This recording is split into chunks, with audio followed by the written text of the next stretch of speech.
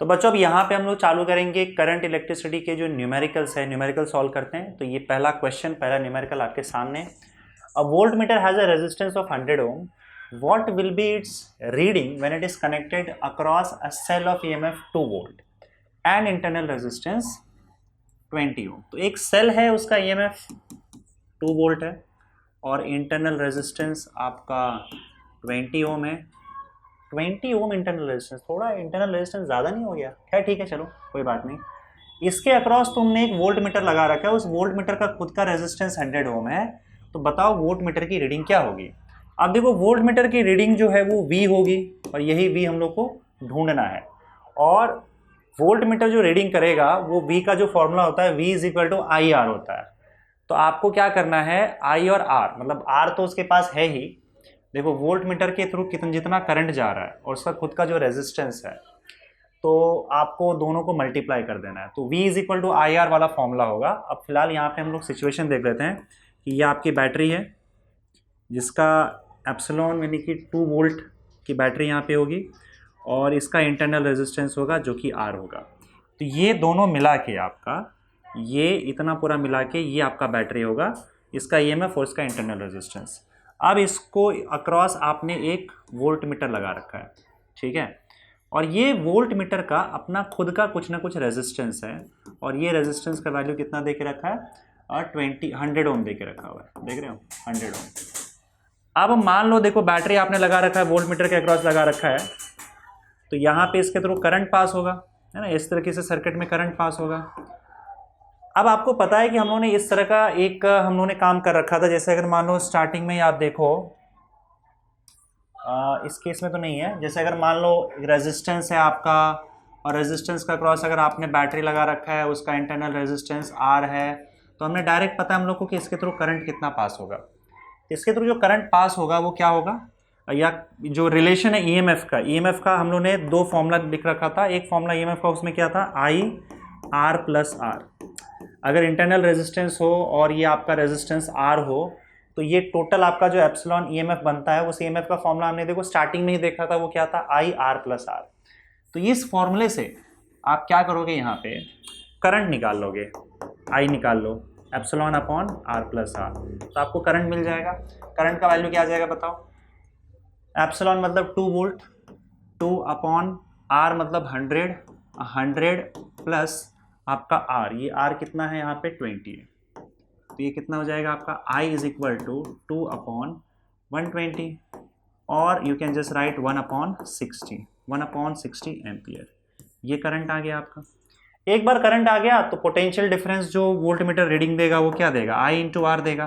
तो बस I को R से मल्टीप्लाई कर दो, I का वैल्यू 1/60 है, R का वैल्यू 100 है, तो ये आपका कितना आ जाएगा 10/6 यानी कि 5/3 हो जाएगा। 5/3 कितना होता है, 3 1 जा 3, 3 6 जा 6 हो जाएगा, तो 1.67 वोल्ट आप लिख सकते हो, यही आपकी रीडिंग आ जाएगी। तो आपको करना क्या है, ऐसा कोई क्वेश्चन आया तो पहले तो करंट निकाल लो इस फॉर्मूले से, और उसके बाद फिर उसको रेजिस्टेंस से मल्टीप्लाई कर दो वोल्ट मीटर के, I इंटू R, तो आपको वोल्ट मीटर की रीडिंग आ जाएगी। समझ गए? चलिए एक क्वेश्चन और है ऐसा, वो भी देख लेते हैं, एग्जैक्टली वैसा ही है। Volt meter has resistance 30 ohm, voltmeter का रेजिस्टेंस 30 ओम है। What will be its reading, मतलब उसका रीडिंग क्या होगा अगर उसका EMF, इसको एक बैटरी के अक्रॉस हम लोग ने डाल के रखा है जिसका 2 वोल्ट का EMF है और इंटरनल रेजिस्टेंस जो है वो आपका 10 ओम है। वही सेम चीज़ पहले आपको क्या करना है, ये आपका बैटरी, ये आपका इंटरनल रेजिस्टेंस और ये आपका वोल्ट मीटर जिसमें रेजिस्टेंस है, और रेजिस्टेंस कितना है, R इज इक्वल टू 30 ओम का रेजिस्टेंस है, ठीक है।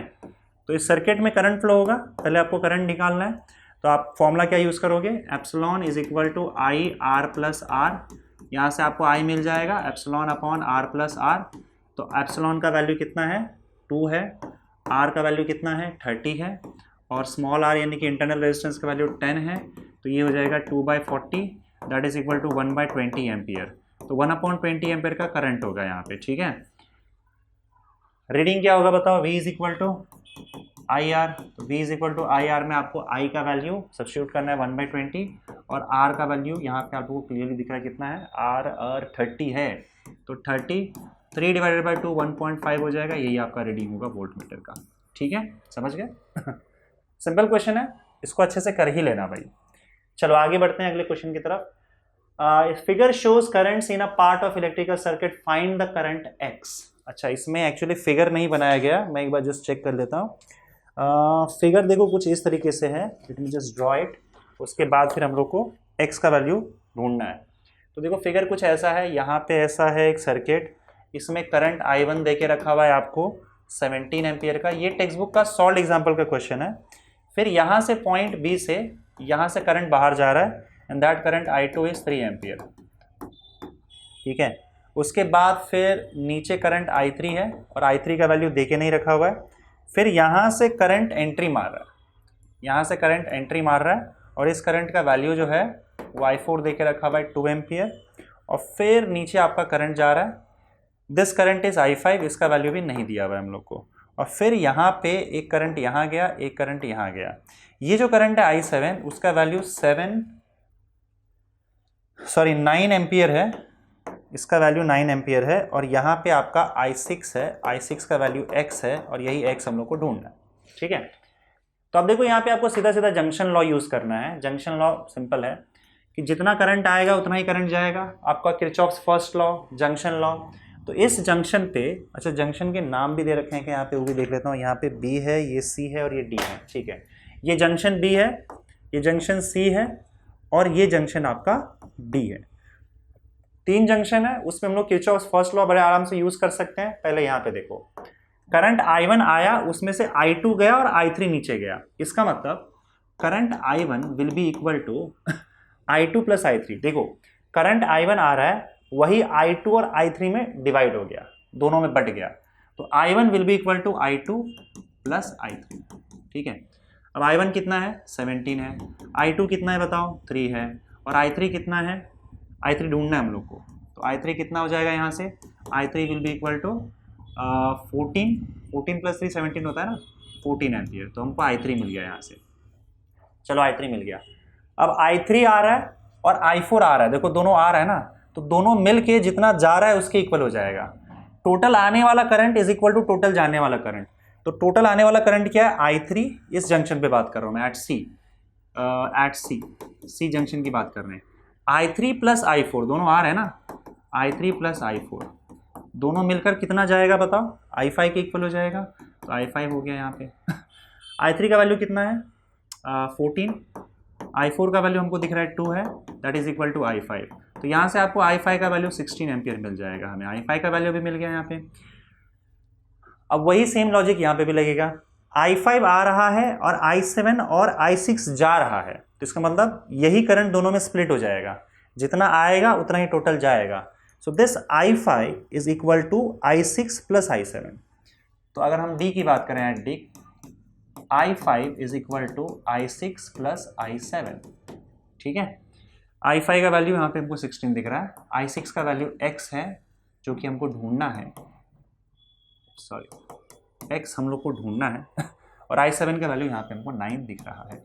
तो x का वैल्यू यहाँ से कितना हो जाएगा, 16 minus 9, that is equal to 7 ampere. और यही हमें ढूंढना था। बड़ा सिंपल है, किरचॉफ्स फर्स्ट लॉ से ये हो जाएगा। आगे बढ़ते हैं अगले क्वेश्चन की तरफ। A battery of EMF 4 volt, a battery of EMF 4 volt, and internal resistance 1 ohm is connected in a parallel with another battery of EMF 1 volt and internal resistance 1 ohm with their like poles connected together। तो पहले हम ये बना लेते हैं। एक battery है, उसका EMF 4 वोल्ट है, तो उसका EMF 4 वोल्ट ले लो, और उसका इंटरनल रेजिस्टेंस 1 ओम बना दो। तो हमेशा इंटरनल रेजिस्टेंस बैटरी के साथ ही बनाया जाता है, तो बैटरी के साथ हमने इंटरनल रेजिस्टेंस बना दिया। Is connected in parallel to another battery of EMF 1 volt, इसका EMF 1 वोल्ट है, and internal resistance 1 ohm, internal resistance इसका भी 1 ओम ही है, with there like poles connected together. Like poles मतलब सेम पोल्स को एक साथ जोड़ दिया गया है, तो दोनों का पॉजिटिव एक साथ जोड़ दिया गया है, देख रहे हो यहाँ पे, और दोनों का नेगेटिव भी एक साथ यहाँ से हम लोग जोड़ देंगे, इस तरीके से हो गया। ये सिचुएशन है। The combination is used to send current through an external resistance of 2 ohm. अब इस कॉम्बिनेशन को हम लोग ने एक एक्सटर्नल रेजिस्टेंस जिसका वैल्यू 2 ओम है इसके अक्रॉस जोड़ दिया करंट भेजने के लिए, समझ गए? Through an external resistance 2 ohm, calculate the current through the external resistance. तो अब इस एक्सटर्नल रेजिस्टेंस में कितना करंट फ्लो हो रहा है ये हमें देखना है। तो देखो यहाँ पे तुम क्या कर सकते हो, यहाँ से एक करंट भेजो, let's say this current is I1, और यहाँ से करंट भेजो, दिस करंट इज I2। अब आपको पता है कि यहाँ पे ये पूरे ब्रांच में सेम करंट होगा, मतलब यही सेम करंट I1 यहाँ पे भी फ्लो होगा और सेम डायरेक्शन में भी होगा, ये मैं आपको थ्योरी में बता चुका हूँ। देखो ये जंक्शन पॉइंट है, यहाँ पे करंट स्प्लिट होगा, ये जंक्शन पॉइंट है और एक ब्रांच ऊपर है और एक ब्रांच नीचे है। तो एक ब्रांच में करंट का डायरेक्शन सेम होता है, यहाँ से लेकर यहाँ तक सेम करंट आएगा। यहाँ पे भी तुमने अगर करंट यहाँ पे इमेजिन किया है तो अब यहाँ से लेकर यहाँ तक सेम करंट I2 ही होगा। तुम करंट का डायरेक्शन कैसे भी इमेजिन कर सकते हो, उससे फर्क नहीं पड़ता है, पर उसके बाद आपको ब्रांचेस का रूल ध्यान में रखना है। अगर मैं करंट का डायरेक्शन यहाँ भी अज्यूम करूँ दोनों का तो भी चल जाएगा, तो फिर मुझे पूरा यहाँ पे लेना पड़ेगा और इसका भी क्या हो रहा है, अरे क्या हो रहा है यार, ये मच्छर टाइम पास कर रहा है, उड़ा ही दिया क्या? ठीक है चलो चलो ठीक है, देखते हैं। अब यहाँ पे देखो, बस हमको क्या है कि अगर आपने करंट का डायरेक्शन उल्टा ले लिया, मान लो एक्चुअल में करंट यहाँ पे फ्लो हो रहा था और आपने डायरेक्शन उल्टा ले लिया, तो भी कोई दिक्कत वाली बात नहीं है। लास्ट में आपको आंसर जो है वो नेगेटिव में आ जाएगा। जब आंसर नेगेटिव में आ गया करंट का, तो समझ लेना कि हमारा डायरेक्शन उल्टा अज्यूम किया था, पर आप कोई भी डायरेक्शन लेके चल सकते हो। तो मैंने फिलहाल यहाँ पे करंट का डायरेक्शन ऐसे ले लिया, नीचे भी ऐसे ले लिया, I1 I2। अब देखो इस जंक्शन पे क्या होगा बताओ, ये I1 यहाँ से आएगा और I2 यहाँ से आएगा और यहाँ पे आपका मान लेते हैं टोटल I करंट बन जाएगा। अब ये टोटल I करंट जो है it is nothing but I1 plus I2, है ना, क्योंकि यही I1 प्लस I2 यहाँ पर मिलकर आपका I बन के निकल जाएगा और यही I करंट इसके थ्रू फ्लो होगा। तो हमें यही I करंट ढूंढना है। इन्होंने बोला है कि ये जो एक्सटर्नल रेजिस्टेंस है 2 ओम का, इसके थ्रू जो करंट पास हो रहा है वो हमको ढूंढना है। आपको यहाँ पे करना क्या है, आपको दो चीज़ें करनी है। यहाँ पे आपको दो लूप चूज करना है और उसमें किरचॉफ्स लॉ यूज करना है, किरचॉफ्स वोल्टेज लॉ। लूप याद है ना, लूप बना के किरचॉफ्स वोल्टेज लॉ यूज करो।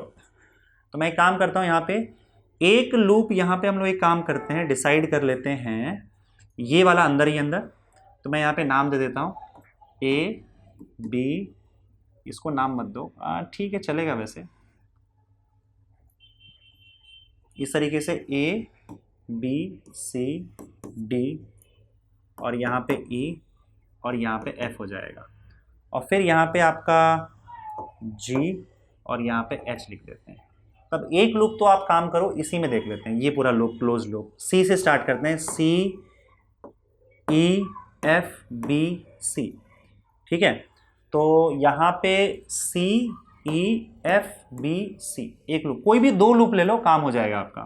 तो आपका loop C E F B C, C E F B C, इसमें किरचॉफ्स लॉ यूज कर लो। रूल्स याद रखना, C E F B C rules याद है ना किरचॉफ्स लॉ का।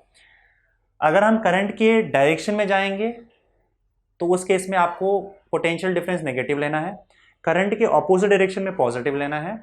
और अगर आपका बैटरी का ईएमएफ है तो बैटरी का ईएमएफ अगर हम लोग फाइनली नेगेटिव पे जा रहे हैं तो नेगेटिव लेना है, फाइनली पॉजिटिव पे जा रहे हैं तो पॉजिटिव लेना है। तो चलो अब सी ई की तरफ गए, यहाँ तो कुछ नहीं मिला आपको, ई से लेकर एफ की तरफ जाओगे तो पहले बैटरी आ रहा है। अब बैटरी का जब हम लोग यहाँ पे आगे जाते हैं तो देखो आप ध्यान से कि हम पॉजिटिव से नेगेटिव पे जा रहे हैं, तो फाइनली नेगेटिव पे जा रहे हैं तो हमें नेगेटिव लेना है, -1 इसका ईएमएफ, ये ईएमएफ है, -1 ले लिया। अब आगे जाओगे तो आपको क्या मिलेगा, रेजिस्टेंस मिलेगा। रेजिस्टेंस के अक्रॉस आपको पोटेंशियल डिफरेंस लेना है।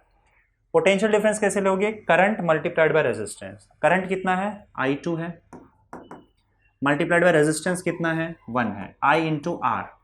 लेकिन ये हमको पॉजिटिव लेना है कि नेगेटिव लेना है, तो देखो कि आप करंट के ऑपोजिट डायरेक्शन में जा रहे हो, इसलिए ये आपका पॉजिटिव हो जाएगा। अब F से एक B की ओर तो कुछ नहीं मिला हमको, B से फिर हम अगर बढ़ेंगे यहाँ पे तो फिर देखो I1 इंटू 1 हो जाएगा, I1 into 1 potential difference, current multiplied by resistance. लेकिन हम करंट के डायरेक्शन में जा रहे हैं तो ये नेगेटिव हो जाएगा इस बार, और फिर आपका ये आ गया बैटरी पर। हम यहाँ पे देखो जब ऐसे जाओगे तो आप फाइनली पॉजिटिव पे पहुँच रहे हो, तो ये +4 हो जाएगा इसका ईएमएफ बैटरी का। और ये टोटल मिला के 0 होता है Kirchhoff second law. Total potential difference, total EMF एक क्लोज लूप में मिला के 0 होता है। समझ गए? आपको यहाँ पे I1 और I2 में एक इक्वेशन मिल जाएगा, एक इक्वेशन आपको और निकालना है, बस काम हो गया। तो यहाँ पे आप देखो तो ये क्या हो जाएगा बताओ, -1 + I2 - I1 + 4 = 0। तो आप इसको लिख सकते हो, देखो I2 - I1, अब देखो 4 - 1 कितना हो जाएगा, 3 हो जाएगा, तो उसको उस साइड भेज दो तो -3 हो जाएगा, -3, इसको इक्वेशन 1 बना लिया। एक लूप का काम हो गया। अब दूसरे लूप में चलते हैं। दूसरा लूप आप एक काम करो, ये पूरा लूप ले लो यहाँ से लेकर यहाँ तक, ऐसा पूरा लूप इसमें ये भी आ जाएगा।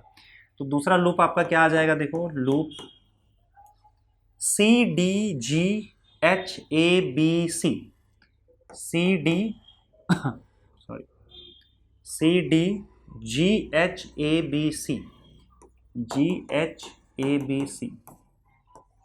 चलो इस लूप में भी चालू करते हैं। C से लेकर D तक तो कुछ नहीं है, D से लेकर G तक भी कुछ नहीं है। अब G से जब आप H पे जाओगे तो आपको मिलेगा रेजिस्टेंस। रेजिस्टेंस मतलब potential difference, current multiplied by resistance. अब यहाँ करंट I है, रेजिस्टेंस 2 है, तो I × 2। लेकिन मुझे एक बात बताओ कि करंट के डायरेक्शन में जा रहे हो तो ये नेगेटिव हो जाएगा रूल के हिसाब से। फिर यहाँ पे ऊपर चढ़ दिए, कुछ नहीं मिला। अब यहाँ फिर से हम इधर जा रहे हैं, I1 × 1, I1 × 1, अगेन करंट के डायरेक्शन में जा रहे हैं तो नेगेटिव हो जाएगा। और फिर ये +4, क्योंकि हम फाइनली पॉजिटिव पे जा रहे हैं, +4 = 0। समझ गए? प्रॉब्लम यहाँ पे ये है कि ये I1 I2 के टर्म्स में है और ये I1 और I के टर्म्स में, ये नया वेरिएबल है। तो आपको क्या करना है, I के जगह पे ये यूज कर लो, I = I1 + I2। तो सिंस, इसको पहले अच्छे से रीअरेंज कर लेते हैं। ये क्या हो जाएगा, -2I - I1 + 4 = 0। अब हम लोग ये यूज करेंगे, I = I1 + I2। ठीक है, यूज I = I1 + I2। तो I के जगह पे आप क्या यूज करोगे, I1 + I2। तो इससे क्या हो जाएगा, -2 I1 + I2, -2 I1 + I2 minus I1 + 4 = 0। ठीक है, तो ये क्या करोगे यहाँ पे आप, सॉरी, इसको एक और तरीका है जो सीधा सिर्फ 2 वेरिएबल्स में काम हो जाए अपना, आप वो भी कर सकते हो, लेकिन ठीक है ये भी चल जाएगा, कोई प्रॉब्लम नहीं। I1 I2 आपको निकालना है, एक बार I1 I2 मिल गया तो दोनों को ऐड कर दोगे तो आपको I मिल जाएगा। तो चलो इसको आप वापस से आगे बढ़ते हैं, -2 I1, इसको सॉल्व करोगे तो क्या आएगा, -2 I1 -2 I2 -I1 + 4 = 0। तो ये I think -2 I2 -2 I1 -I1 -3 I1 हो जाएगा, और = 4 को वहां भेज दो, -4। ये हो गया आपका इक्वेशन 2।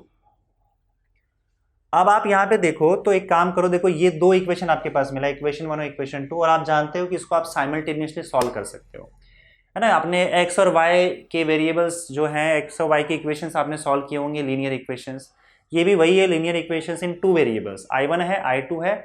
I1 और I2 दोनों को सॉल्व कर लो, आपको बड़े आराम से मिल जाएगा यहाँ पे I1 I2, और आप इसमें डाल देना तो आपको I भी मिल जाएगा। तो कैसे करोगे बताओ, ये काम आपका है, आप कर सकते हो इसको। आप एक काम करो, ये जो इक्वेशन 1 दिख रहा है ना, तो एक वेरिएबल हटाने के लिए एक काम कर सकते हैं, इस इक्वेशन 1 में इस इक्वेशन को आप 2 से मल्टीप्लाई कर दो। 2 से मल्टीप्लाई कर दोगे तो I2 हट जाएगा। तो 1 को हम 2 से मल्टीप्लाई कर रहे हैं, 1 × 2। 1 को 2 से मल्टीप्लाई कर दोगे तो क्या आ जाएगा, 2I2 -2 I1 = 2 × -3, 2 3 -6। या एक काम आप और कर सकते हो, इसका एक वैल्यू निकालो, उसके बाद उसमें सब्स्टिट्यूट कर दो, सब्स्टिट्यूशन मेथड जो होता है ना। अगला क्वेश्चन अगर ऐसा आएगा तो सब्स्टिट्यूशन से करेंगे, फिलहाल इसको कर लेते हैं। ये इसको कर दो इक्वेशन 3, समझ गए। और ये इक्वेशन 2 उसके जस्ट नीचे लिख दो, -2 I2 -3 I1 = -4। देखो अब ये 10th की चीज़ें हैं, 10th का काम कर रहा हूँ मैं, दोनों को ऐड कर दो। तो ऐड कर दोगे तो ये गायब, -2 -3 -5 I1 हो जाएगा, = -10 हो जाएगा। तो 5 I1 = 10 हो जाएगा। तो इसका मतलब I1 का वैल्यू कितना होगा, यहाँ से I1 का वैल्यू 2 एम्पियर आ जाएगा। तो चलो I1 का वैल्यू 2 एम्पियर आ गया अपने पास। ठीक है, ध्यान से यहाँ पे फिर से मैं अगले पार्ट पे जा रहा हूँ। I1 का वैल्यू अपने पास 2 एम्पियर आ गया है। अब हमको क्या चाहिए, I2 चाहिए। इसको उठा के डाल दो, पुट किस में डाल दोगे, किसी एक इक्वेशन में डाल दो। तो यहाँ पे हम I1 इक्वेशन 1 में डाल देते हैं, पुट इन इक्वेशन 1। अब इक्वेशन 1 क्या था बताओ आपका, I2 minus I1 is equal to 3। I2 minus I1 is equal to 3 था कि -3 था, -3 है। तो I2 minus I1 is equal to -3। अब I1 का वैल्यू उठा लो यहाँ से, तो I2 minus 2 is equal to -3। तो I2 is equal to -3 plus 2 हो जाएगा और I2 का वैल्यू -1 हो जाएगा। तो I2 का वैल्यू -1 एम्पियर आ गया हमारे पास। ठीक है, चलो अब देखो नेगेटिव में आया तो वैल्यूज नेगेटिव में ही यूज करना है, इसमें घपला मत कर देना। तो ये नेगेटिव में आ गया। अब हमको टोटल करंट I चाहिए था, क्योंकि हमें पूछा गया है कि जो 2 ओम रेजिस्टेंस है इसके थ्रू करंट बताओ, तो वो तो I1 प्लस I2 है। तो अब आप दोनों को ऐड कर दो, I1 प्लस I2। I1 का वैल्यू कितना आया बताओ, I1 का वैल्यू हमें यहाँ पे आया है 2 एम्पियर, है ना। अच्छा यही देख लो 2 एम्पियर। और I2 का वैल्यू कितना आया, -1 आया। 2 - 1 कितना होता है, 1 होता है। तो ये 1 एम्पियर आपका आंसर आ गया। Total current through the circuit is, या टोटल करंट जो भी हमको यहाँ पे मिल रहा है वो 1 एम्पियर का मिल रहा है। अब यहाँ पे नेगेटिव आने का क्या मतलब है, जो हमें I2 दिख रहा है वो I2 का वैल्यू -1 एम्पियर है। नेगेटिव आने का क्या मतलब है, नेगेटिव का मतलब ये होता है कि जो I2 का हमने डायरेक्शन लिया है वो गलत लिया है। मतलब करंट हमने यहाँ पे मान के चला कि यहाँ पे करंट फ्लो हो रहा है, लेकिन इस सर्किट में करंट आपका उल्टे डायरेक्शन में फ्लो होगा। वैल्यू वही रहेगा। अगर आपका वैल्यू -1 एम्पियर आया है, इसका मतलब I2 का वैल्यू 1 एम्पियर करंट ही है। माइनस का मतलब ये है कि वो 1 एम्पियर करंट यहां फ्लो ना होकर इस डायरेक्शन में फ्लो होगा, दैट्स इट। तो आपको उससे कोई लेना देना नहीं है। तो ऐसा कोई क्वेश्चन पूछेगा भी नहीं आपको कि किस डायरेक्शन में करंट फ्लो हो रहा है। आप अपने हिसाब से डायरेक्शन करंट का ले लो। अगर वो डायरेक्शन गलत रहा तो आंसर आपका सही आएगा, बस नेगेटिव में आ जाएगा। और आपको नेगेटिव वैल्यूज ही लेके चलना है, कोई इशू नहीं है। आपका आंसर आ गया आपको। ठीक है, अगले क्वेश्चन की ओर चले। चलिए, आई थिंक सिमिलर क्वेश्चन होगा, यहाँ पे भी देख लेते हैं। Two cells of EMF 1.5 volt and 2 volt having respective internal resistance 1 ohm and 2 ohm are connected in parallel so as to send current in the same direction. Same चीज है, दो सेल है, एक का 1.5 दूसरे का 2 वोल्ट है। तो मैं बना लेता हूं यहाँ पे 1.5 वोल्ट और दूसरे का कितना है, 2 वोल्ट है। और ये दोनों को पैरेलल में कनेक्ट करके रखा हुआ है, पैरेलल में कनेक्ट करके रखा है और दोनों सेम डायरेक्शन में करंट भेजेंगे ऐसा बोल रहा है। तो सेम डायरेक्शन में करंट भेजने के लिए आपको क्या करना पड़ेगा बताओ, ये भी इस डायरेक्शन में भेज रहा है, ये भी इस डायरेक्शन में भेजने के लिए आपको ऐसे ही कनेक्ट करना होगा, sending current in the same direction. अच्छा उसके बाद क्या है, इनका इंटरनल रेजिस्टेंस क्या है, 1 ओम है और दूसरे का 2 ओम है। तो इसका इंटरनल रेजिस्टेंस 1 ओम हो गया, इसका इंटरनल रेजिस्टेंस 2 ओम हो गया। पैरेलल में हमने इसको कनेक्ट कर दिया। ठीक है, through an external resistance of 5 ओम। अब इसको एक्सटर्नल रेजिस्टेंस से हमने कनेक्ट कर दिया, 5 ओम के एक्सटर्नल रेजिस्टेंस से कनेक्ट कर दिया। ये रहा 5 ओम का एक्सटर्नल रेजिस्टेंस। ठीक है, इस तरीके से सेम क्वेश्चन आ गया। Find the current through the external resistance. External resistance के थ्रू करंट फाइंड करो, मतलब इसके थ्रू जो भी करंट है वो फाइंड करो, आई फाइंड करो। ठीक है, तो यहाँ पे आई है, यही हमको ढूंढना है, हमको आई फाइंड आउट करना है। इसमें सेम चीज़ आप I1 यहाँ अज्यूम करो, I2 यहाँ अज्यूम करो, तो यही आपका I1 यहाँ पे भी जाएगा क्योंकि सेम ब्रांच है, सेम करंट होगा। यहाँ पे भी देखो I2 आपने यहाँ अज्यूम किया है, तो आपका I2 यहीं पे जाएगा, सेम ब्रांच सेम करंट। उसके बाद यहाँ से I1 आएगा, यहाँ से I2 आएगा, दोनों मिलकर यहाँ पे I फ्लो होंगे। इसका मतलब I जो है वो I1 प्लस I2 यहाँ पे भी हो रहा है, I is equal to I1 plus I2। ठीक है, और यही I यहाँ से जाएगा इसके थ्रू, और यहाँ पे फिर से ये I जो है वो I1 और I2 में स्प्लिट हो जाएगा। बस वही है, सिंपल है। वही काम करना है। आप दो लूप कंसिडर करो, मैं इस बार डायरेक्टली लूप कंसिडर कर रहा हूँ। पहले तो यही वाला लूप कंसिडर करते थे, यहाँ से चालू करते हैं, यहाँ यहाँ यहाँ यहाँ, मैं नाम दे देता हूँ ABCD।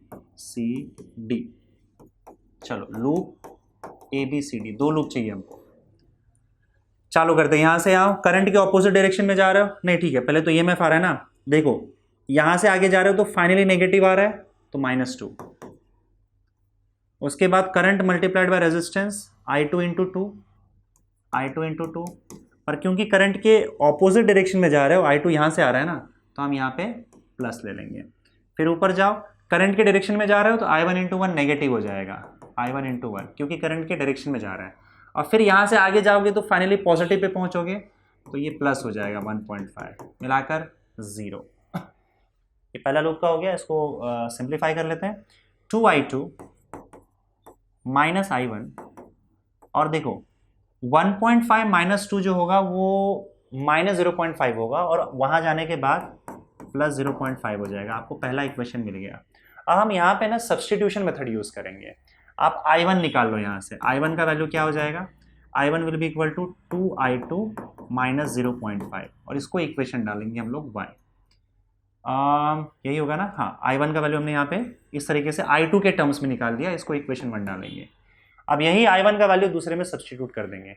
दोनों क्वेश्चन सेम है, दोनों को मैं अलग तरीके से सॉल्व करके बता रहा हूँ, आपको जो बेटर लगे। अब हम लोग बड़ा वाला लूप ले लेते हैं। एक लूप बड़ा वाला क्या लोगे? ए, अब यहाँ पे तो कोई नंबर दिख नहीं रहा आपको, ए के बाद सीधा यहाँ पे आ जाओ, इसको ले लेते हैं। क्या करेंगे?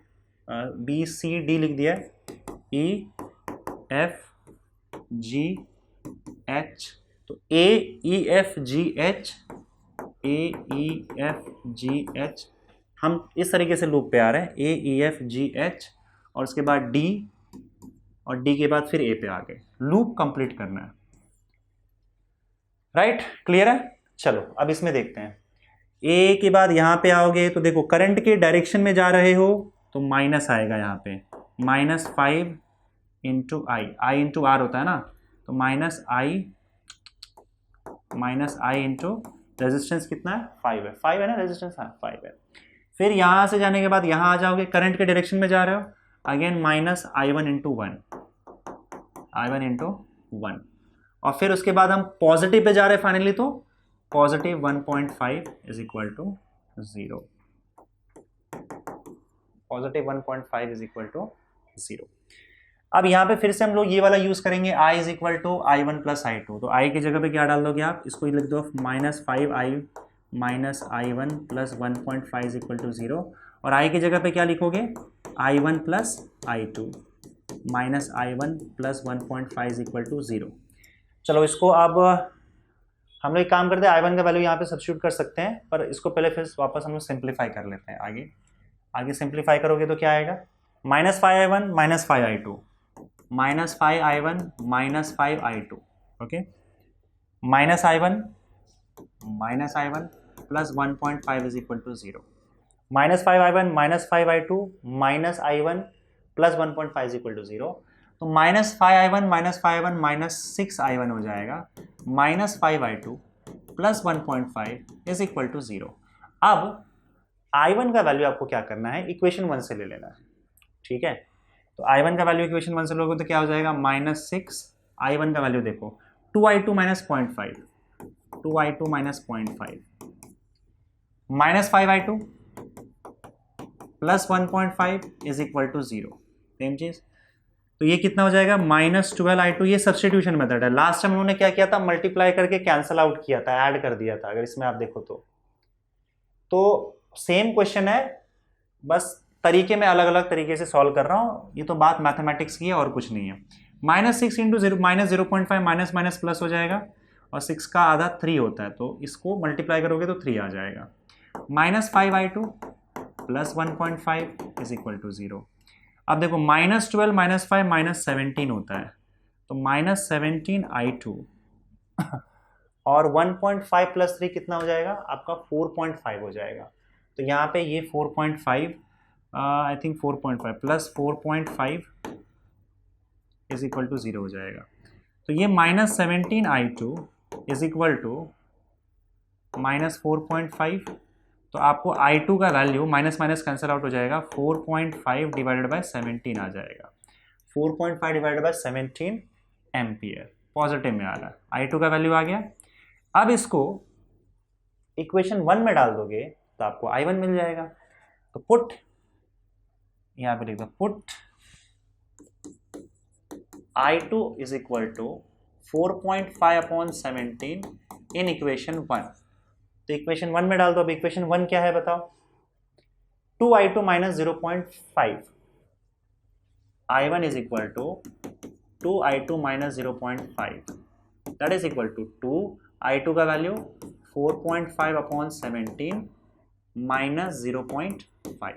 4.5 इंटू 2 जो होगा वो 9 हो जाएगा, 9 डिवाइडेड बाई 17 माइनस 0.5 को मैं 1/2 लिख देता हूँ, बाकी आप क्रॉस मल्टीप्लाई करके भी कर सकते हो, पर 1/2 से आसान हो जाएगा।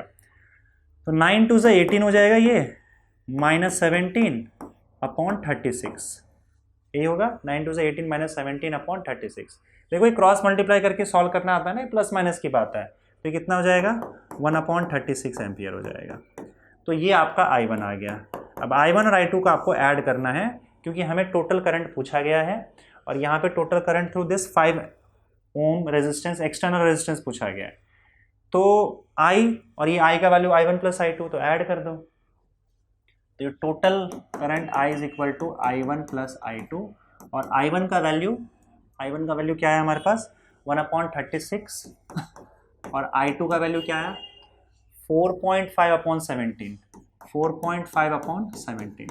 तो अब एक काम करो, इसको ऊपर नीचे 2 से मल्टीप्लाई कर दो। 2 से मल्टीप्लाई कर दोगे तो ये 9 हो जाएगा, और ये 17 2 ज़ा, एक सेकेंड, ये 17 2 ज़ा 34 होता है ना। रुको, गड़बड़ कर रहा हूँ मैं। 9 2 से 18 माइनस 17, 17 2 से 34 होता है। आई एम एक्सट्रीमली सॉरी बच्चों, ये मिस्टेक कर दिया मैंने यहाँ पे। तो ये 34 होगा, सॉरी 1/34, 34। हाँ, तो करना क्या है, अब हम लोग को डिनोमिनेटर सेम करना है, तो आप ऊपर नीचे 2 से मल्टीप्लाई कर दो। 4.5 इंटू 2 9 होता है, 17 इंटू 2 34 हो जाएगा। तो ये 9 प्लस 1 10 हो जाएगा, 10/34, और इसको 2 से डिवाइड कर दोगे तो 5/17 एम्पियर आ जाएगा, and that is your answer. Total current कितना आ रहा है 5/17 एम्पियर। आप इसको चाहे तो आगे डिवाइड कर सकते हो, लेकिन मैं फिलहाल यहाँ पे छोड़ दे रहा हूँ। आगे डिवाइड करोगे तो कितना हो जाएगा 17 0.17 अब 0.3 के आसपास आ जाएगा। 17 2 ज़ा 34, और 17 2 ज़ा 34 में आपका बचेगा कितना 16 बचेगा। तो आई थिंक 17 9 से कितना होता है, मैं खुद ही टेबल भूल गया यार, रुको मैं डायरेक्टली कैलकुलेटर यूज़ करके ख़त्म करता हूँ, आप इसको कैलकुलेट कर लेना। डिवीजन आता है ना, डिवीजन कर लेना। ये 2.94 आ रहा है, 0.294 एम्पियर। अगर ये डिवीजन में बहुत ज़्यादा प्रॉब्लम हो रहा है, टाइम नहीं है, तो आप यहाँ पे भी छोड़ सकते हो। मोस्ट प्रॉब्ली आपका मार्क्स नहीं कटेगा, लेकिन अगर आप ये स्टेप लिख दे रहे हो तो फिर आप एकदम 100% श्योर हो जाओगे कि चलो भाई आपने स्टेप पूरा कंप्लीट किया है। ओके, चलिए ये अभी कैलकुलेशन आपका काम है, देख लो, मैं आपको बस फिजिक्स पढ़ा रहा हूँ। चलिए आगे बढ़ते हैं अगले क्वेश्चन की तरफ। 2 batteries of 7 volt and 13 volt and internal resistance 1 ohm and 2 ohm respective of 12 ohm. Find the current through each branch of the circuit and the potential difference across 12 ohm resistance. बच्चों question में थोड़ा सा गड़बड़ था, मैंने question check करके इसको complete कर दिया है, और ये वैसा ही क्वेश्चन है जैसा हम लोग अभी तक करते आ रहे हैं। तो मैं आप पर ये क्वेश्चन छोड़ता हूँ, आप कर लेना। और ये टेक्स्ट बुक का सॉल्व एग्जाम्पल है, आपको मिल जाएगा, स्टार्टिंग के दूसरे तीसरे पेज पे रहेगा, आप देख लेना। 2 batteries of 7 volt and 13 volt and internal resistance 1 ohm and 2 ohm respectively are connected in parallel with a resistance of 12 ohm. वैसे ही सेम चीज जो अब हम लोग करते आ रहे हैं, बैटरी है पैरेलल में कनेक्टेड है और उनका इंटरनल रेजिस्टेंस दिया हुआ है, और ये एक्सटर्नल रेजिस्टेंस 12 ओम के अक्रॉस कनेक्ट कर रखा है। Find the current through each branch of the circuit and potential difference across 12 ohm resistance. अच्छा, यहाँ पे बस इसमें फर्क देखो क्या है कि दोनों ब्रांचेस का आपको करंट ढूंढना है। Each branch of the circuit मतलब I1 ढूंढना है, I2 ढूंढना है और I ढूंढना है। तो यहाँ पे एक्चुअली बस क्वेश्चन सेम है, आपको करना क्या, जो मैंने आपका अभी तक हम लोगों ने जो 2 क्वेश्चन सॉल्व किए हैं, आप देखोगे यहाँ पे, तो एक तो ये वाला क्वेश्चन सॉल्व किया था, सेम वैसे ही क्वेश्चन है। देखो 2 बैटरी है, इंटरनल रेजिस्टेंस है और ये एक्सटर्नल रेजिस्टेंस है। इसमें भी हमने I1 ढूंढा था, I2 ढूंढा था, लास्ट में I ढूंढा था। यहाँ पे भी आपको वही काम करना है, I1 ढूंढना है, I2 ढूंढना है और I ढूंढना है। सेम वही तरीका यूज करोगे, और आपको मैं डायरेक्टली यहाँ पे आंसर्स लिख के दे रहा हूँ। I1 का वैल्यू क्या आएगा, I2 का वैल्यू क्या आएगा, दोनों को हम सेम डायरेक्शन में अगर मान के चले तो, और फिर टोटल I क्या आ जाएगा आपका। तो यहाँ पे मैं डायरेक्टली यहाँ पे आंसर आपको बता दे रहा हूँ कि आपका जो I1 का वैल्यू आएगा, I1 का वैल्यू आपका आ जाएगा यहाँ पे -1.526। अब ये कैलकुलेटिव है, थोड़ा सा देख लेना आप। वैसे 2 क्वेश्चन सॉल्व कर रखा है, सेम क्वेश्चन है, तो आपको पूरा वापस कैलकुलेशन की जरूरत नहीं पड़ेगी, आप वो 2 क्वेश्चन अच्छे से कर लो।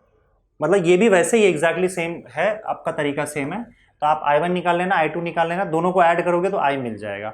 और I2 का जो वैल्यू आपका आएगा वो I2 का वैल्यू आपका आ जाएगा 2.237 एम्पियर। ठीक है, तो टोटल I निकालना है तो आप ऐड कर देना, I is equal to I1 plus I2। तो दोनों को जब आप ऐड कर दोगे इन दोनों को, तो आपको फाइनल आंसर जो आएगा I का 0.711 एम्पियर आ जाएगा, 0.711 एम्पियर। ये आपका I आ गया। तो तीनों ब्रांच का करंट मिल गया आपको, I1 मिल गया, I2 मिल गया, I मिल गया। अगर आपको सिर्फ ये I भी बोला जाता ढूंढने के लिए तो भी आपको वही काम करना पड़ता, I1 निकालना पड़ता, I2 निकालना पड़ता, फिर फाइनली दोनों को ऐड करके I निकालना पड़ता, जो अभी तक हम लोगों ने किया है। अब इसमें एक और क्वेश्चन लिखा है, potential difference across 12 ohm resistance. 12 ohm resistance के अक्रॉस पोटेंशियल डिफरेंस निकालना है। तो पोटेंशियल डिफरेंस का तो फॉर्मूला I इंटू आर होता है। अब I का वैल्यू 0.711 और R का वैल्यू 12। बस इतना एक काम एक्स्ट्रा इसमें करना होगा, बाकी सेम एज प्रीवियस यहाँ पे मैं लिख देता हूँ, सेम एज प्रीवियस क्वेश्चन। और उसके बाद लास्ट में बस एक एक्स्ट्रा काम इसमें करना है पोटेंशियल डिफरेंस निकालने के लिए। तो I इंटू आर कर दो, दोनों को करो मल्टीप्लाई, मल्टीप्लाई करने पर क्या आ जाएगा आपका 12 multiplied by 0.711, that will give you 8.532 volt. ये आपका फाइनल आंसर आ जाएगा। ठीक है, कर लेना है काम। मैं बढ़ता हूं अगले क्वेश्चन की तरफ।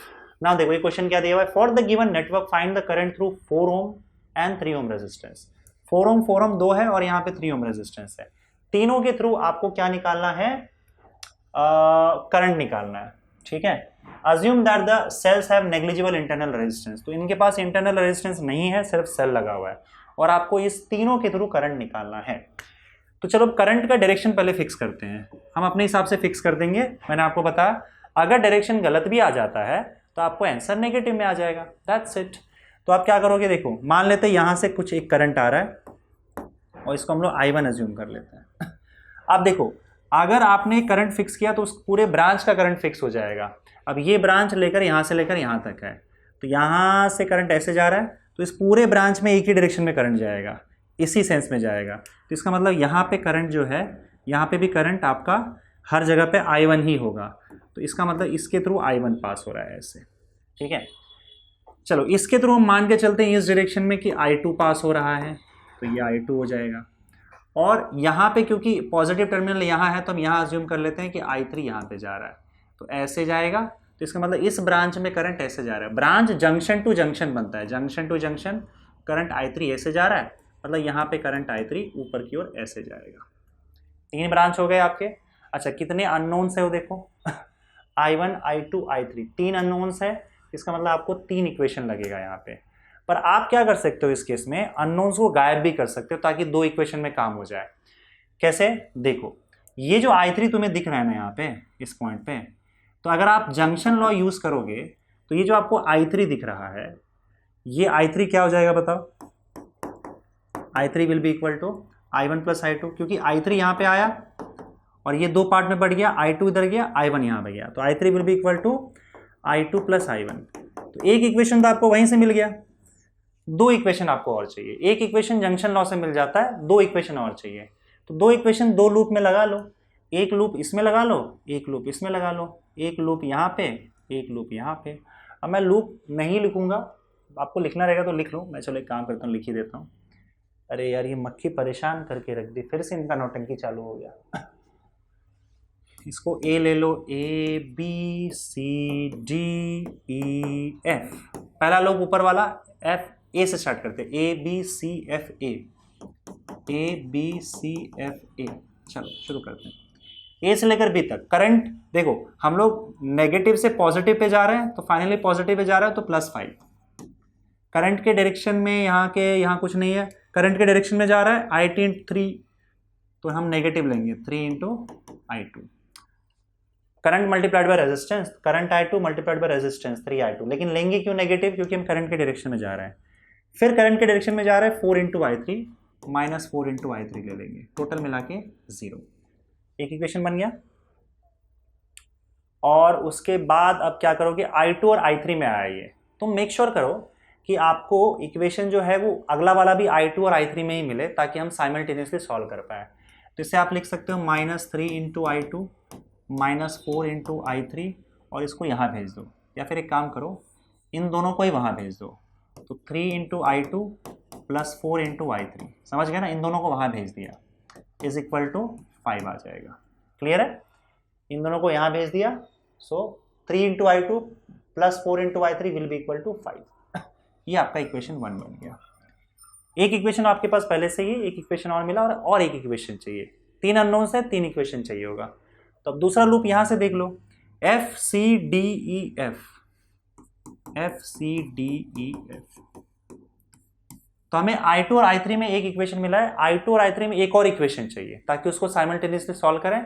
और अगर I2 और I3 मिल गया तो I1 भी मिल जाएगा, तो तीनों मिल जाएगा आपको।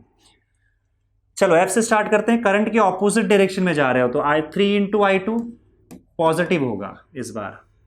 फिर उसके बाद करंट के opposite direction, sorry same direction में जा रहे हो तो इस बार पोटेंशियल डिफरेंस नेगेटिव होगा, -4 इंटू I1 नेगेटिव होगा। फिर देखो आप यहां से यहां पे आ रहे हो तो फाइनली पॉजिटिव पे जा रहे हो तो +10 हो जाएगा ये, और वापस F तक आ गए, इज इक्वल टू 0। तो अब यहाँ पे क्या आ जाएगा बताओ आपका, ये इक्वेशन आ जाएगा 3I2 -4 I1 is equal to -10। ये आपका इक्वेशन 2 आ गया, है ना। तो यहाँ पे अब दिक्कत क्या है, देखो यहाँ पे कि ये 3I2 I3 है और यहाँ पे I2 I1 है, ये I1 के टर्म्स में। तो हमें सेम लाने के लिए क्या करना पड़ेगा, I1 का वैल्यू यहाँ से सब्सटीट्यूट करो। मैं यहाँ पे लिख देता हूँ I1 is equal to I3 minus I2, I1 is equal to I3 minus I2, ये इसमें सब्स्टिट्यूट कर दो ताकि I1 हट जाए और फिर हमको I2 और I3 ही मिले। दो इक्वेशन हमें I2 I3 चाहिए। तो यहाँ पे काम करते हैं, इसको इक्वेशन 2 लिख देते हैं, इसको इक्वेशन 1 लिख देते हैं। तो अब यहाँ पे हम लिख सकते हैं, यहाँ पे 3I2, थोड़ा सा कैलकुलेशन वाला पार्ट है, 4 I1 की जगह पे क्या लिख दोगे, I3 minus I2, I3 minus I2 is equal to -10, ये लिख दो फ्रॉम 1। चलिए ये हो जाएगा आपका 3I2 minus 4I3 plus 4I2 is equal to -10, है ना। ब्रैकेट को ओपन कर दिया। अब 4 3 टोटल हो जाएगा 7I2 minus 4I3 is equal to -10। ये आपका इक्वेशन 2 तैयार हो गया, सॉरी इक्वेशन 3 तैयार हो गया। तो हमने दो इक्वेशन ऐसा ला दिया जिसमें दो वेरिएबल्स I2 I3 इसमें भी है, I2 I3 इसमें भी है। अब क्या करना है, देखो सीधा सीधा इन दोनों को ऐड कर दो, -4I3 plus 4I3 cancel out हो जाएगा। तो मैं यहाँ पे इसको ऐड कर रहा हूँ, देखो 3I2 plus 4I3, 3I2 plus 4I3 is equal to 5, ये इक्वेशन 2 है। 3I2 plus 4I3 is equal to 5 equation 2 है। और यहाँ पे आपका ये वाला इक्वेशन 3 डाल देते हैं, 7I2 minus 4I3, 7I2 minus 4I3 is equal to, ये हो जाएगा -10, ये इक्वेशन 3 हो जाएगा। दोनों को आपको ऐड कर देना है बस, और कुछ नहीं करना है। अरे रे रे रे रे, अरे नहीं यार, ये मक्खी परेशान करना नहीं छोड़ेगी। हाँ ठीक है, चलो ऐड कर दो, ऐड कर दो। तो ऐड करने पर क्या होगा, 7 प्लस 3 कितना हो जाएगा, 10I2, ये तो जाएगा, इज इक्वल टू -5। तो I2 का वैल्यू -1/2 एम्पियर आ जाएगा, देखो साफ साफ, है ना। I2 का वैल्यू -1/2 एम्पियर, या फिर I2 का वैल्यू आप लिख सकते हो 0.5, लिख देता हूँ मैं, -0.5 एम्पियर। माइनस से टेंशन नहीं लेना है, मैंने आपको पहले बताया था माइनस का मतलब क्या होता है। अब इसको जब रीसब्स्टिट्यूट करोगे तो आपको I1 मिल जाएगा। किस में रीसब्स्टिट्यूट करोगे, किसी एक इक्वेशन में डाल दो। किस में डालोगे बताओ, किसी में एक में डाल दो। पुट इन इक्वेशन 2, इक्वेशन 2 में डाल दो। तो 3I2, तो 3 मल्टीप्लाइड बाय I2 का value -1/2 plus 4I3 is equal to 5। तो यहाँ से आपको I3 मिल जाएगा, समझे। तो 4I3 is equal to 5 plus, देखो ये -3/2 वहां जाके +3/2 हो जाएगा। सो 4I3 इज इक्वल टू 13/2 हो जाएगा। I3 का वैल्यू 13/4 हो जाएगा। तो I3 का वैल्यू यहाँ पे क्या हो जाएगा, I3 का वैल्यू चेक कर लेते हैं। I3 13 अपॉन 4 2 से 8 हो जाएगा ना, तो 13 अपॉन 8, 13 डिवाइडेड बाई 8 एम्पियर। तो I3 will be equal to 13 divided by 8 का वैल्यू अगर आप देखोगे 13 divided by 8 will give you 1.625 ampere. I3 आ गया। अब I1 के लिए आप पहला इक्वेशन यूज कर लो। पहला इक्वेशन क्या है आपका, I1 is equal to I3 minus I2, I3 minus I2 from 1 है ना। तो I3 का वैल्यू कितना है 1.625 माइनस I2 का वैल्यू कितना है, I2 का वैल्यू माइनस 0.5 है, तो माइनस 0.5 हो जाएगा यहाँ पे। तो ये कितना हो जाएगा 1.625 प्लस 0.5 हो जाएगा, तो ये कितना हो जाएगा 1.625 plus 0.5 will give you 2.125 ampere. और ये आपका I1 आ गया, करंट I1 आ गया, I3 आ गया और यहाँ पे I2 आ गया। वही तीनों तो हमको चाहिए था ना। I1 किधर गया, किधर गया, I1 4 एम्पियर के थ्रू, I2 3 एम्पियर के थ्रू, और सॉरी 3 ओम के थ्रू, और I3 4 ओम के थ्रू। तो तीनों करंट हमको मिल गया, I1 I2 I3। तो इस तरीके से किरचॉफ्स लॉ का यूज करके आप इन सर्किट्स को सॉल्व कर सकते हो, समझे। अगला क्वेश्चन देखते हैं बच्चों। A set of 3 coils having resistances 10 ohm 12 ohm 15 ohm are connected in parallel. This combination is connected in series with series combination of 3 coils of the same resistance. थोड़ा क्वेश्चन यहाँ पे समझो। पहले तो 10 12 15 ओम को पैरेलल में कनेक्ट करके रखा है, तो आप इसको पहले पैरेलल में कनेक्ट कर दो तीनों रेजिस्टेंस को, 10 ओम 12 ओम और 15 ओम। ये अपना पैरेलल कॉम्बिनेशन बन गया तीनों का, ठीक है।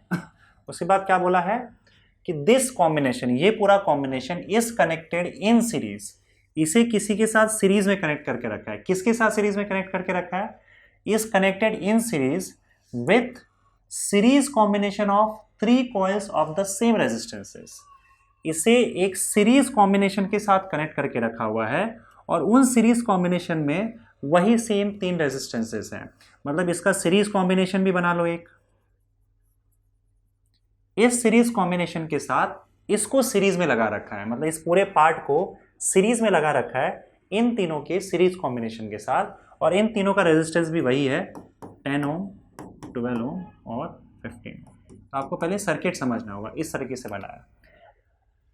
Calculate the total resistance and current through the circuit if a battery of EMF 4.1 volt is used for drawing the current. अब इसका आपका बैटरी लगा रखा है 4.1 वोल्ट का, तो आपको करंट ढूंढना है सर्किट में से और टोटल रेजिस्टेंस ढूंढना है।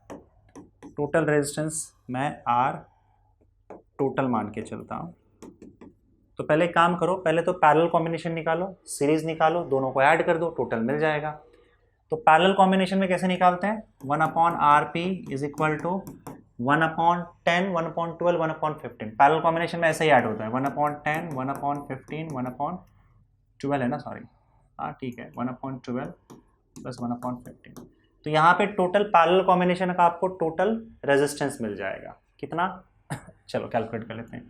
12 10 और 15 हम ऐड करना आता है ना, इसको ऐड करो। कैसे ऐड करोगे, देखो डिनोमिनेटर सबका सेम करना है, तो आप क्या करोगे 12 12 36, काम करो सबका डिनोमिनेटर 60 बना दो। तो 60 बनाने के लिए क्या करोगे, इसके ऊपर नीचे 6 से मल्टीप्लाई करो, तो 6/60 हो जाएगा, प्लस 5/60 हो जाएगा, 5 × 1 5 × 12, और ये 4/60 हो जाएगा। तो कितना हो जाएगा 1/RP इज इक्वल टू 6 + 5 + 4, तो 15/60 दैट इज इक्वल टू 1/4।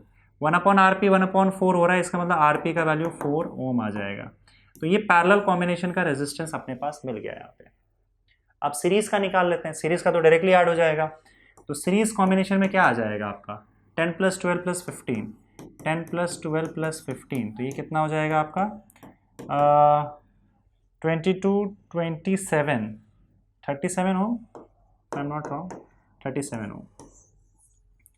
तो ये टोटल 4 ओम है, ये टोटल 37 ओम है, दोनों को ऐड कर दो, तो आपको टोटल रेजिस्टेंस यहाँ पे जो मिल जाएगा R टोटल, वो कितना हो जाएगा, इस पैरेलल कॉम्बिनेशन और प्लस यहाँ पे सीरीज कॉम्बिनेशन, क्योंकि पैरेलल और सीरीज आपस में सीरीज में कनेक्टेड है तो आपको दोनों को ऐड करना है। पैरेलल में कितना है 4 और 37, तो ये हो जाएगा 4 + 37 दैट इज इक्वल टू 41 ओम। तो 41 ओम का टोटल रेजिस्टेंस सर्किट में बन रहा है। ठीक है, वोल्टेज 4.1 लगा रखा है, करंट आपको ढूंढना है। तो ये सर्किट आप कुछ ऐसा समझ लो कि आर टोटल देके रखा है, इस पूरे पार्ट को, इस पूरे नेटवर्क को हम आर टोटल से रिप्रेजेंट कर रहे हैं।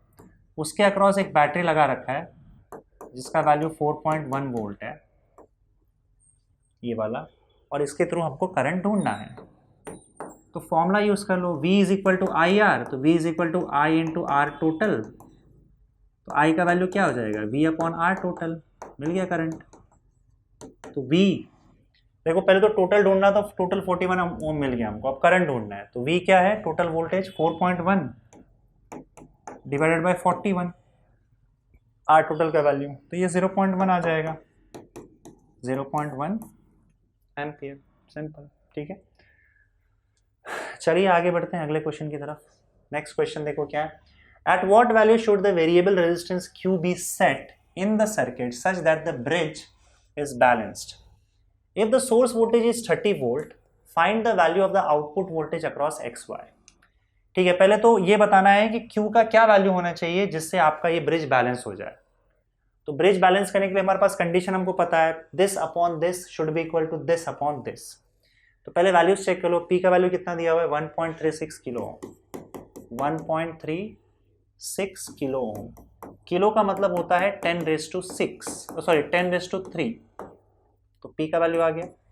Q का वैल्यू हमको ढूंढना है, R का वैल्यू 300 देके रखा हुआ है, 300 ओम, और S का वैल्यू कितना दिया 4.4 किलो ओम, तो ये भी हो जाएगा 4.4 इंटू 10⁻³ ओम। हमको Q ढूंढना है, तो बैलेंसिंग कंडीशन के लिए क्या होना चाहिए, P upon Q this upon this should be equal to R upon S, R upon S। तो यहाँ पे Q का वैल्यू क्या हो जाएगा बताओ, P into S upon R। तो P का वैल्यू 1.36 इंटू 10⁻³ S का value 4.4 into 10⁻³ divided by R का वैल्यू कितना है 300 है।